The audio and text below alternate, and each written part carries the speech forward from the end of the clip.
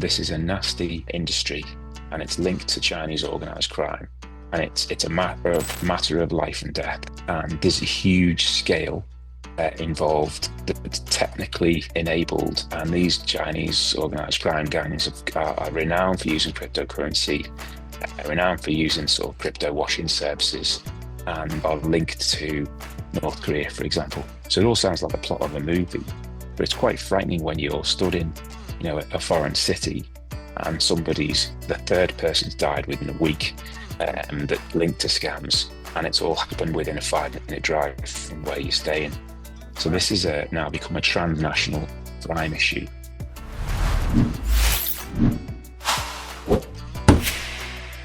All right, folks, it's time for our favorite podcast, Cut to the Chase. Have you been exposed, you or your business, been exposed to potential hacking, fraud, cybersecurity issues?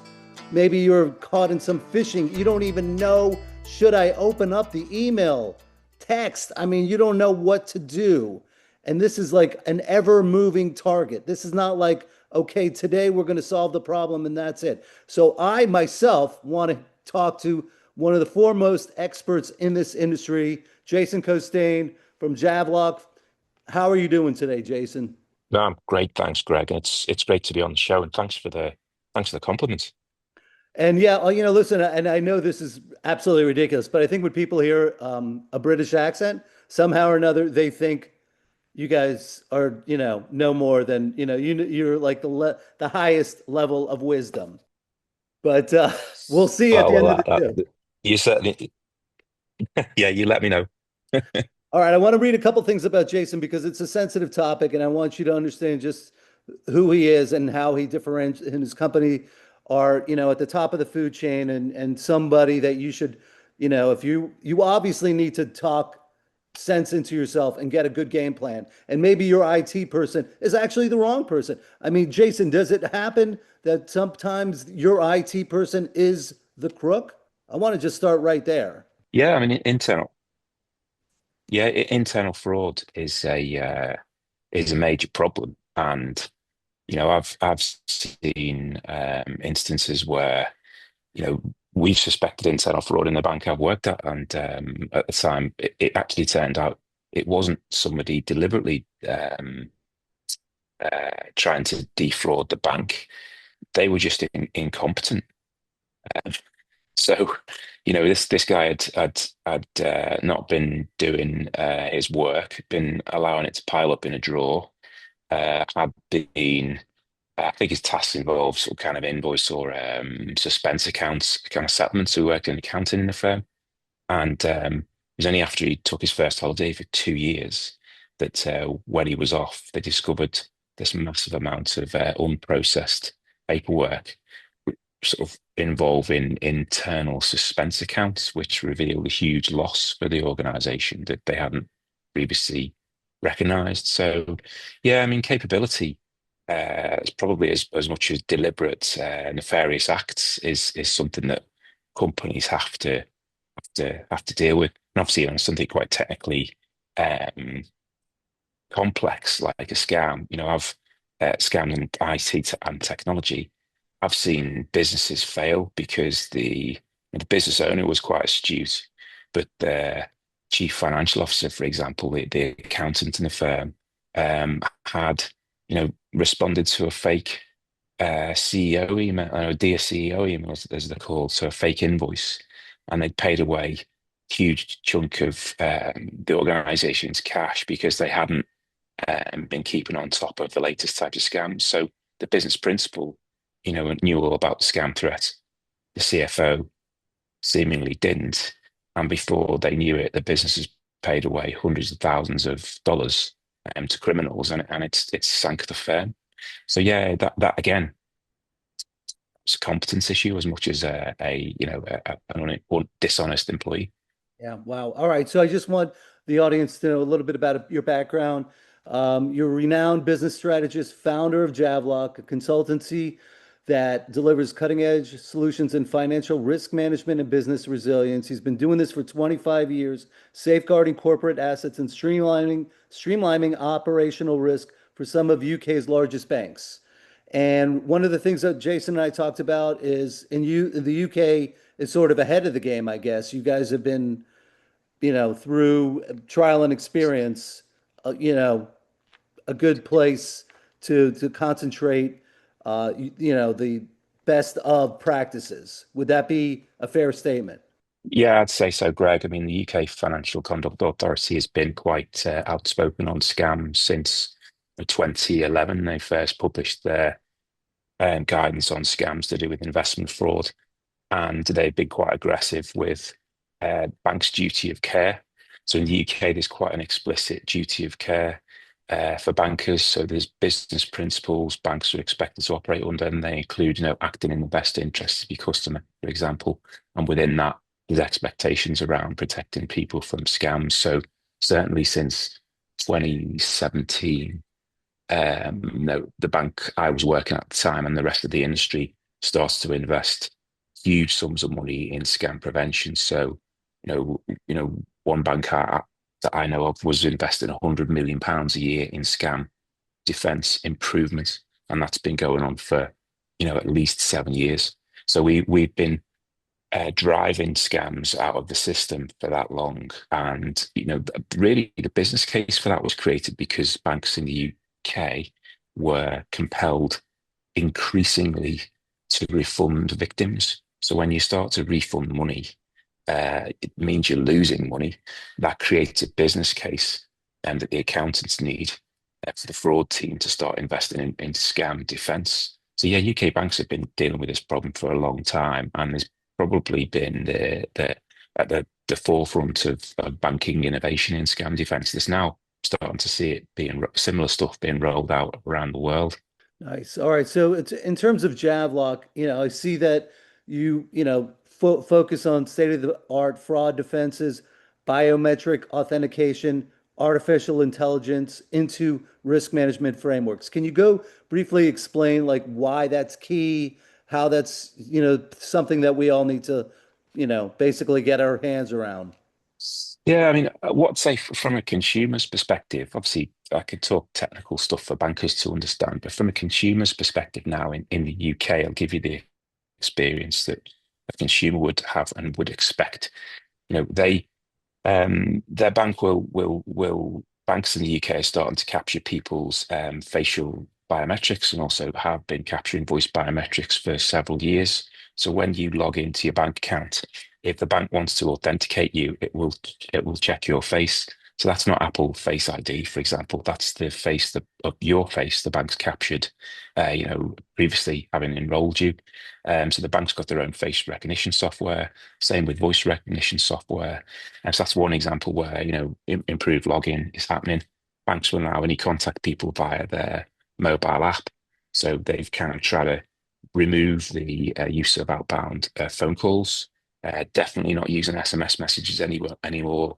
That was just SMS was almost described. Well, it was described as snake oil in one particular study I saw in the UK that was circulated amongst banks, and that's going back to 2008. So SMS is insecure, can be spoofed, scammers are known to use it, and therefore banks have moved away from it. So this kind of adoption of biometric authentication, move away from traditional channels of communication is one thing banks have started to do. But they've also started to implement a lot of scam defenses in the background.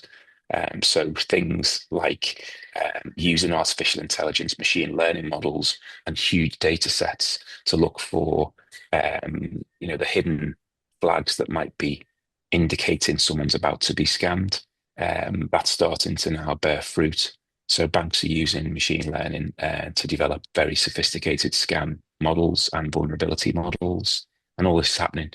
Some of that's overt, like the voice and face biometric stuff. Some of that's in the background that you can't see, and that's just a couple of examples where UK banks have been innovating, but also things like confirmation of payee.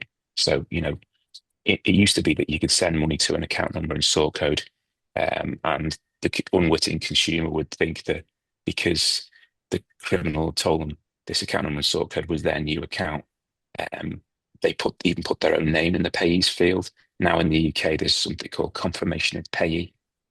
So other countries haven't implemented that solution even now. Confirmation of payee in the UK has probably saved 150 million pounds in the 3 or 4 years it's been live. There's dynamic warnings within the payment journey. So your bank will ask you, what's the purpose of this payment today? You're given a drop-down choice of list. So you might say payments of friends or family, paying a bill, uh, investment. You'll then be given specific anti-scam advice based on the payment purpose you've selected. So all these things are layered defenses, and that's just a few examples, but that's what customers of banks should be expecting to see. And if your bank's not sort of using that kind of capability yet, then you're probably at higher risk of scam than customers of other banks that are a bit more innovative. So on a general level, am I better off with a big name bank or a small local bank, mid-sized bank? Yeah. Honestly, Greg, I would say you're better off with a big bank. I'm afraid to say it. They've just got the investment budget. If they take scams seriously, they've got the investment budgets that's way ahead of the smaller firms. I've worked at a small bank. I've worked at a big bank. It's the same set of threats facing both firms because they both play in the same market. But the big bank has probably got a budget that might be 5 times the size of the smaller bank. Money talks. And I'd say, yeah, a big bank that cares is probably the response I'd give you. All right, so let's talk a little bit about you and Javloc. And I'd like you to, basically let us know what type of clients are best suited for Javloc. Who do you help the best? And talk a little bit about yourself, like what's your background? Why'd you start Javloc? Yeah, sure. So I'll take the last question first. So I worked in fraud defense for 25 years for several different UK banks and also dealing with financial crime as well, which is slightly different, but money laundering, sanctions, and fraud, but primarily or latterly on the systems side. Um, Once you start to work in fraud for a period of time, you start to gain a lot of knowledge, and that really adds up over the years. So in 2023, I decided to found my own company, and I offer sort of quite bespoke consulting services to organizations, primarily banks, but some of the bigger consulting firms that people might have heard of. They'll often have an assignment with a bank to solve a fraud problem or create a fraud strategy, and then they will come to somebody like me to help work on that assignment. So yeah, I'm used to advising big organizations, companies that create fraud defense software, and also banks in fraud strategy and fraud defense improvements. So with all right, so with fintech, they have doing amazing work. The technology is so stunning and mind blowing, but then you try to call them up in the middle of a crisis, and good luck with that. Is fintech going to get better at that? I think they have to get better at that. Yeah, they do, but I mean, I've got to say that I mean, I used to have when you're in the fraud team in a bank, you're kind of in the back seat of the car watching your colleagues create, fantastic capability, frictionless payment journeys, innovating new products and services. Um, you're in the back of the car, kind of shouting over the shoulder, saying, "Hey guys, don't forget to, you know, if you've seen that obstacle, watch out for this danger coming up." But in the rush to innovate and grab market share, there's a danger that sometimes organizations, and I think some fintech banks have been guilty of this, they'll design the happy path, as they used to call it, um, which will work 99% of the time. But when a customer has an exception, like a scam, um, it's the unhappy path, and the service seems to grind to a bit of a halt. You can't break out of a self-serve cycle, and you just need to speak to someone. So I think that fintechs have got a lot. They've done some great things by way of innovation, and I'm sure they'll innovate well with scam defense over time. But what I've seen in the UK is some fintech banks being particularly bad at scam defense compared to their peers, having more complaints than some of their bigger traditional bank peers, and being less able to handle those complaints. So more of those complaints go to the financial ombudsman than their traditional peer banks. So the I've known a number of people get retreat to high street banks once they've been scammed because they've just been felt utterly let down, both during the scam, but also afterwards trying to repair their accounts that they kind of lost all faith in fintechs. So I think designing a happy path is one thing, but you've got to design the process to deal with the exceptions, and it's got to be equally as slick. And that's not what we're seeing at the moment. And so, yeah, I think there's more work to be done.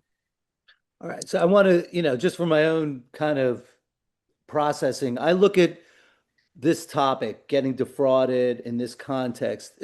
There's like three phases: prevention, during the crisis, and then after the crisis, trying to recover. Let's start with the last part because a lot of people, I think, like you said, they get kind of give up on the fintech. Maybe they just say, all right, I suffer the loss. Can Javloc help at all three levels? And let's start with the last level, recovery. You've been defrauded, your company lost 25 million, whatever, you got hacked, you had to pay some ransom. Are you able to help? Yeah, I mean, probably my expertise would more be on retail banking and individual victims helping loss recovery. But in the UK, you've really there's a couple of different ways you can go, but the most effective way to get your money back in the UK is to raise a formal complaint with the bank and take that to the financial ombudsman. So I guess the US equivalent is the CFPB, I think, isn't it? So the in the UK, the FOS has got powers to tell the bank to refund up to, you know, £400,000, and the bank will abide by that decision. So the, the that's the most effective way for an individual victim to recover money, and that's now started to be the case in different jurisdictions. Unfortunately, I think the US lags behind in that respect. You can start to look at things like cryptocurrency tracing. You can ask your bank to try and attempt to recover the money. That is sometimes possible, but speed is of the essence. So I'd say that once you realise you've been a victim of a crime, of a scam, the most important thing is to speak to your bank immediately, and they will begin attempts to recover the money. Unfortunately, that isn't particularly effective, but I've seen scam losses been 100% recovered as a result of that. So you've got to tell your bank what's happened, and they'll try and recover the money. Once you get into legal action, uh, far less effective, unlikely to find the fraudster, likely to be very expensive. Whatever you spend, might wipe out your actual losses, whatever you spend in legal fees. When it comes to cryptocurrency tracing, so more specialist stuff, you can use companies that offer, say, chain analysis tracing, but again, you might find out where the money went. You've still got to get a court order to freeze that account and get the once if there's money frozen in the account, get that returned to you. So these are long, drawn out, and expensive processes. It's better not to lose the money in the first place. And if you're a victim, the most victim centric regime in the world at the moment is in the UK. Yeah. So elsewhere, you're on your own, unfortunately. All right, let's just say right now, as somebody in the audience is under, a hack and somebody wants ransom or there's another type of crisis going on. Is that something that you can handle or help handle at that moment? Or are you like prevention, we got to stop it before it happens? I've helped people recover money from scams, but I'd say what you're talking about is cybersecurity. That's a more of an expert service. That I would say most people's route to getting help for that wouldn't be through me. It'd probably likely to be through your insurer. So, a lot of big companies will have some kind of insurance. That insurance will have a cyber element. Within that, there'll be references to malware, ransomware, and your insurance company's probably got far more experience than I would have to help somebody who's in that situation. So yeah, I'd be most companies I know that have been in that situation, the first thing they've done is pick up the phone to their insurance company. Yeah, gotcha. All right. So in this space, I would imagine that trends are the thing. What's the next type of fraud that people are going to conjure up in their brain and phishing expeditions and all that? What do you see happening in the next, let's say, 5 years in this world, in this space? And can you even predict it? I mean, like, is this just, you got to just kind of wait to see how it plays out? Yeah, I mean, to a certain degree, you've got to wait to see how it plays out. I think the there's if you think about scams, really, there's two or three big attack vectors. You've got either scammers who are trying to take advantage of people who are, you know, seeking something. So it might be love, it might be an investment return, it might be cut price, good deal on a new car. Or there's people who are scammed out of fear. So there might be, it could be your bank being impersonated, police being impersonated, Microsoft help desk ringing you up telling you your computer's infected with a virus. Um, so there will always be different types of scams, but they'll usually come under those two headings, and certainly for retail victims. And therefore, it's worth keeping that in mind. Your bank or the police is never going to call you and ask you to send money to someone you've never met. Um, and if a deal seems too good to be true, it probably is.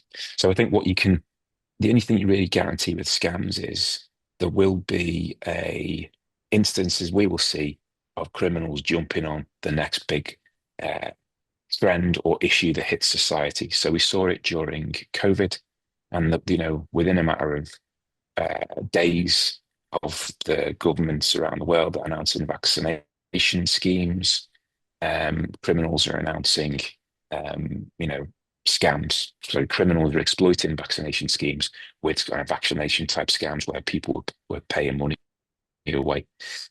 So I think all you can really expect is that the next big kind of news item or issue that we face as a society, scammers will jump on that to try and exploit it.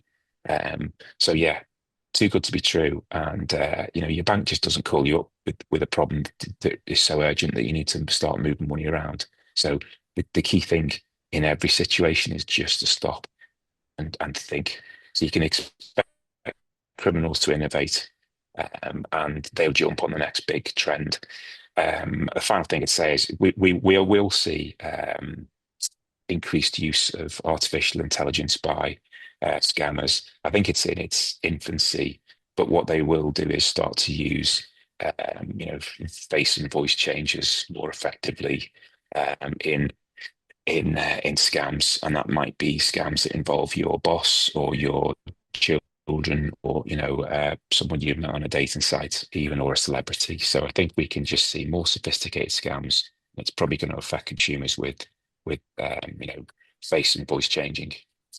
So, as a business owner myself, when I've had issues, problems, I've always tried to, instead of falling apart or getting depressed or getting frozen, I always try to look for an opportunity. And at Javloc, and in this space, is that possible? Can you take, risk management and develop opportunities for your clientele? Yeah, definitely. I mean, I think that if you um, research I've seen, and through dealing with customers who go through a fraud process that's well designed, are likely to be more loyal and recommend your firm more often. So, the classic example is a bank that stops Greg when he's trying to use his card at Thanksgiving to make a lot of expensive purchases.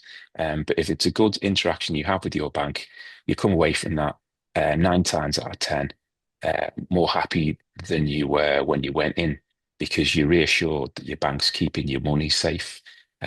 Some people will be angry they were stopped, but if it's handled well, it's an opportunity to actually improve the reputation of the bank. So from that perspective, you can you can create scam defense and fraud defense, which is actually something your clients value. And obviously, in terms of an individual business or a small business owner, if you're thinking about, you got to think of your bank account and your money a bit like your house. If your house has got a fancy surveillance system, and you're looking at you got sensors and cameras that'll spot an intruder, that's fantastic. But if you leave your doors and windows open and someone can just walk straight in, all you've really got is the ability to create, image capture of people walking away with your money. And it's a bit the same with your personal life and your business. I've seen people, for example, telling me, "Oh yeah, I've got a VPN and I've invested in some fancy technology to keep my money safe. But the latest CCTV system, and it can dial in to my business premises from anywhere in the world. Look at this." But actually, they might have really weak perimeter security, and that's physical. So I think you've got to just think about the basics as well as think about the high tech stuff. I think people often get distracted by the flashy gizmos and software and think, yeah, if we buy that, we're good. The other final thing I'd say on this is often get asked, oh, can't we just insure ourselves? So if we're scammed or we have a fraud, we'll get our money back. It's like, well, it doesn't work like that. Usually when you buy business insurance and it's got cover for fraud, it will say we will only pay out in the following circumstances. And it will list the things that you must have done correctly in order to qualify for the payout. And when you go through that list of things you should have done, like have antivirus software, vet your employees on an annual basis, a number of other checks, they're all really sound housekeeping things. Some of them quite smart, some of them really basic, but you can't claim on your insurance unless you've done them. The irony is, if you do those things, you probably won't fall victim to fraud. Yeah. So the insurers are smart people. Yeah. So I'd say there's lots of advice out there to use, and I'd, I'd, I'd go and seek it. All right, let's talk about Javloc. What do you see going on in the next 12 to 18 months? And you could talk about new products or features or partnerships, things like that. Well, I mean, I'm now starting to speak to banks around the world on review of their fraud strategy, and that's now starting to I guess be where I share some of the knowledge that I've gained from working in banks in the UK in the last 10 years on this stuff.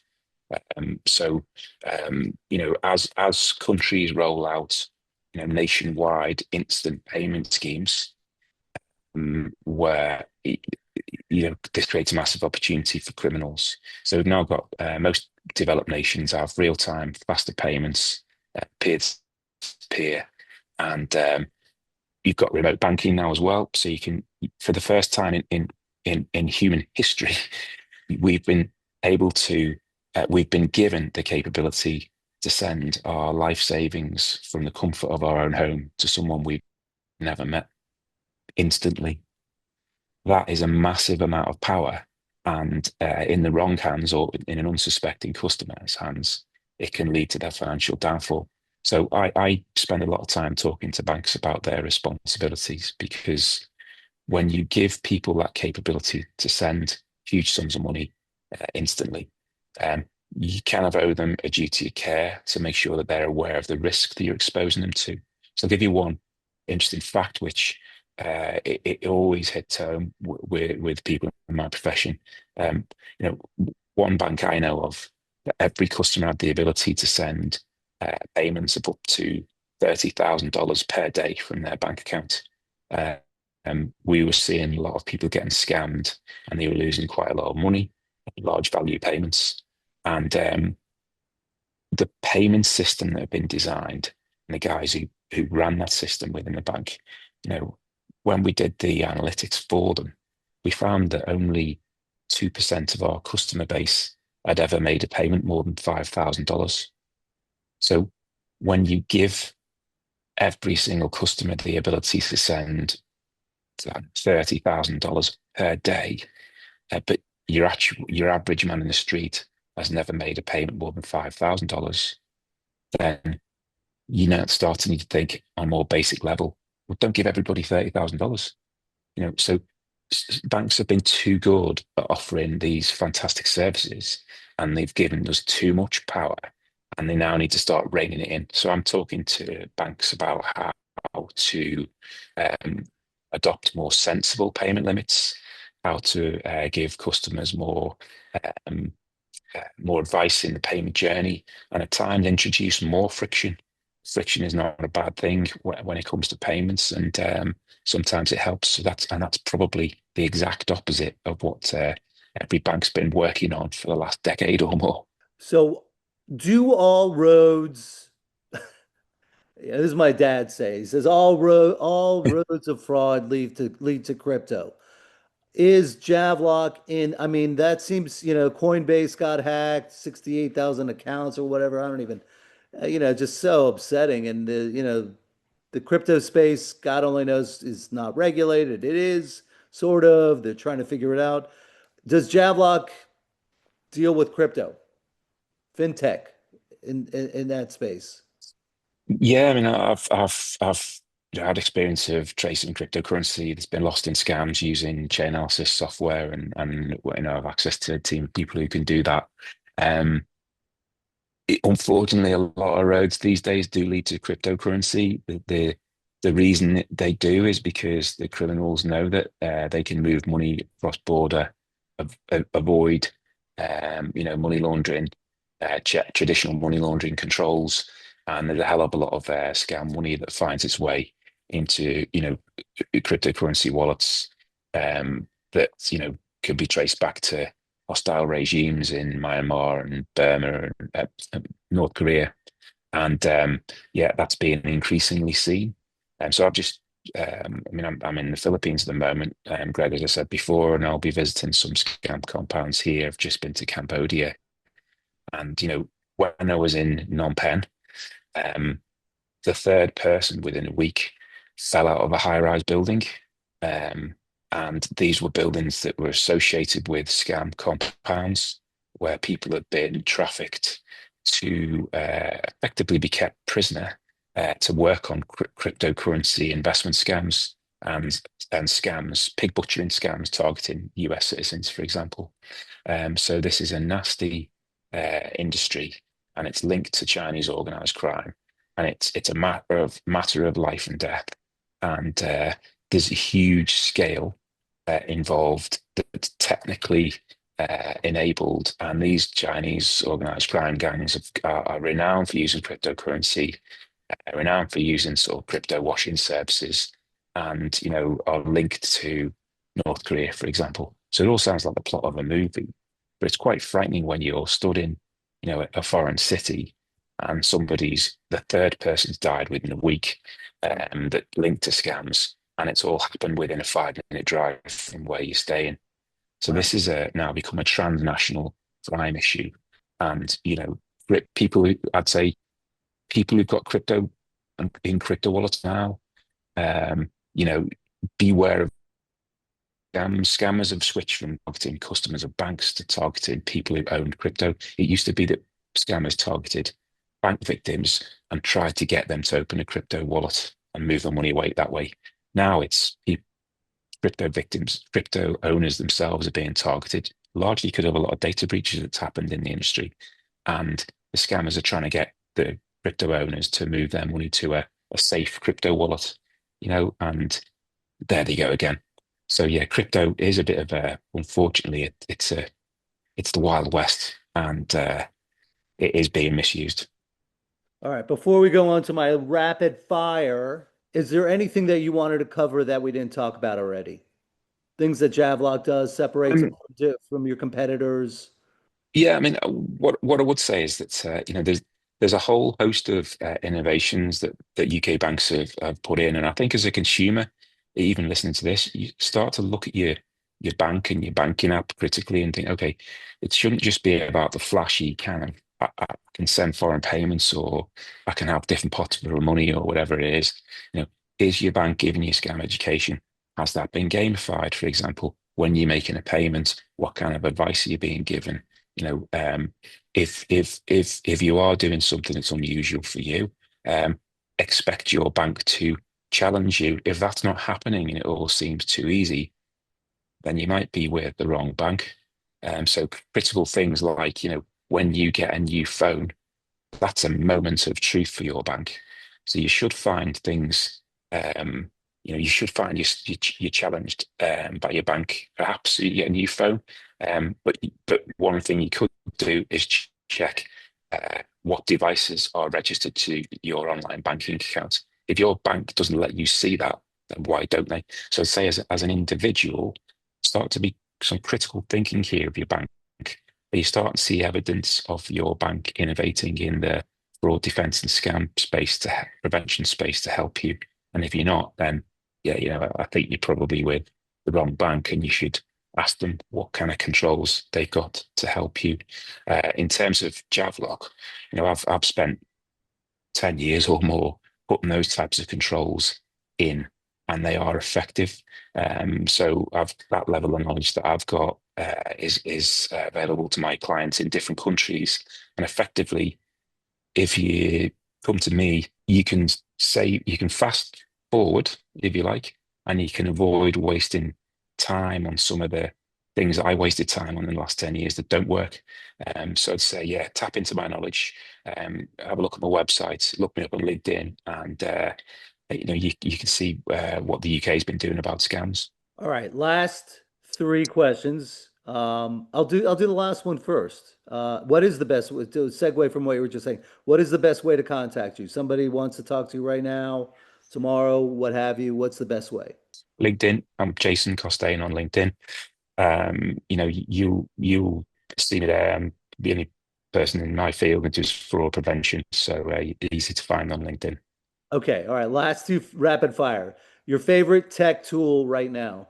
I think my iPad Pencil, if that's an allowable answer. Oh, then we're gonna go with that. All right. And what's the worst piece of advice in this space you've ever received? The worst piece of advice. Um, one of the things that I, as the fraud guy in a bank, that I look at and I just shake my head. My friends tell me quite often I've got a VPN. That somehow makes me safe, and I think I'm not sure it does. So if people are paying for a VPN, um, it's a nightmare for your bank, because the banks I've worked for and UK banks have invested in this technology now. Um, so when I contact my bank, I want my bank to know me, and I want my bank to build a pattern of what I do, where I log in from, what devices I hold. And if my bank can see that, then they've got a better chance of spotting when something is changing Yeah. and devices logged in. For example, if I've got a VPN, it makes it harder for the bank. So actually, I don't know what the benefits of a VPN are. Um, I got privacy, I guess, but they get sold as some kind of safety tool, and Yeah. my friends seem to think it's worth having. But actually, makes it really hard for your bank to uh, see see who it is it's coming in. And I would say, don't cloak yourself. Let your bank see you. Let them build up that pattern of you. Don't be afraid. So yeah, I'd say have a look at what you're paying for a VPN and what your benefits are. And are you really benefiting from that? And if you think it's to stop you from getting scammed or fraud in some way, you're probably achieving the opposite effect. Yeah. All right, nice. That's a good way to finish this off. All right, so folks, listen, you probably have seen this gentleman here on Wall Street Journal, Forbes, Daily Telegraph, The Times, highly sought after commentator, and there's a reason why, because fraud is huge, okay? And I don't know who can go to sleep today or tonight worrying about fraud. So Jason Costain, Javloc founder, if you are and you need to get serious about this, give this gentleman a call. Look, we're going to put his information on the show notes, LinkedIn. If you're watching this here on YouTube, give me a like, share this episode. It's key that you share it. Why do you share? Why do you want to share this? you're not helping me out. You're helping out your network of people that might need to hear this story. Maybe they didn't have the opportunity to hear it. So, Jason, thank you for coming on today. And that will do it for this episode of Cut to the Chase. That's all for this episode of Cut to the Chase. But before you go, will you open up your podcast app and give us a 5-star review? You can also leave a comment about what you liked most or other topics you'd like us to cover. And please be sure to subscribe so you don't miss any upcoming shows. Thanks, everybody. Be safe out there.